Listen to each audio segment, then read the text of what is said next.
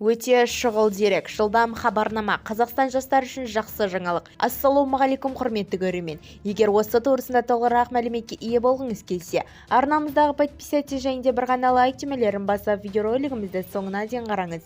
Ал онда біз бастадық. 2023 жылдың болашақ бағдарламасы бойынша 555 стипендия бөлінеді.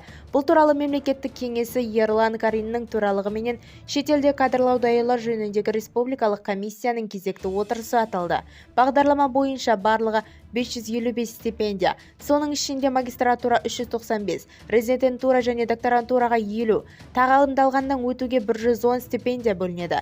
Отырыста шетелде тағайындалғаны өту үшін болашақ стипендиясы тағайындалу мәселесі де қаралды. Комиссия шешіміне сәйкес 25 азаматқа стипендия берілді. Айта кетуі керек, болашақ бағдарламасының стипендиясын алу үшін құжат тапсыру қыркүйек айына дейін жалғасады. Бізді тамашалауды жалғастырыңыз және де каналымыздың дамуы үшін өз үлесіңізді қосқан жағдайда бір ғана лайкіңізді аянбаңыздар.